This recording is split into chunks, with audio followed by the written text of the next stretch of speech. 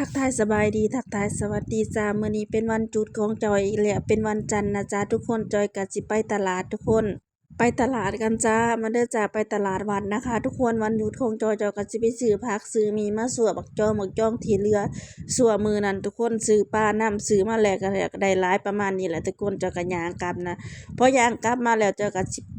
ไปเอาข้าวปุ้นอยู่ห้านสามีเนาะทุกคนเพราะว่าสามีเพิ่นขายอันนี้เนาะจอยก็สิมาตำกินท่า เพราะว่าสั่วมักจ้องหันจอยสิเฮ็ดกินรอบดึกก็เลยสิกินกะปุ่นไว้ก่อนกินตำกะปุ่นไปก่อนตำกะปุ่นใช้หรือว่าตำขนมจีนภาษาไทยทุกคนอยากบอกว่าแซ่บมื้อนี้เผ็ดซ้ำตำใส่พริกกะเหรี่ยงทุกคนกะเหรี่ยงสุกมักพริกกะเหรี่ยงที่สีสุกๆอะนะทุกคนสีเหลือง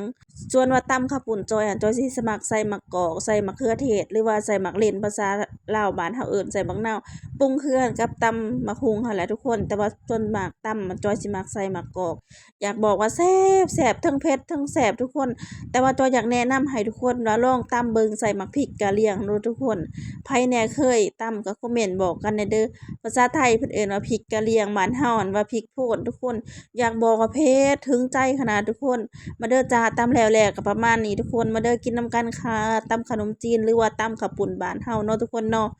ตำข้าวปุ้นมื้อนี้ทุกคนบ่มีแต่ข้าวปุ้นได้จอยกินกับไก่ทอดหรือว่าข้อไก่ทอดทุกคน ข้อไก่ทอดนี่ข้อหนึ่ง5 บาทอยากบอกว่าแซ่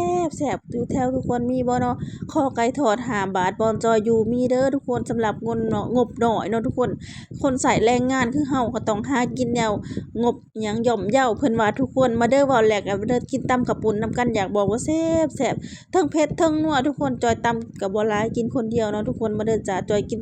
ตำข้าวปุ้นหรือว่าตำขนมจีนกับข้าวทุกคนแล้วกินไก่ทอดนำทุกคน ข้อไก่บ่แม่นไก่ทอดนะทุกคนข้อชิ้นหนึ่ง5 บาททุกคนว่าแพงบ่แต่สำหรับจอยว่าพอดีกินเนาะทุกคนสำหรับงบน้อยสำหรับเฮาเนาะทุกคนเนาะเฮาสิกินหลายไปมากกว่านี้มันก็บ่ได้แม่นบ่ทุกคนเฮามาใช้แรงงานต้องประหยัดแม่นบ่ทุกคนมีกินซ้ำมีซ้ำกินว่าซั่นซะทุกคนเฮาสิกินของแพงเฮาก็ย้านเนาะย้านมันบ่กุ้มเว้าแล้วก็มาฮอดนี่เด้อจ้ะ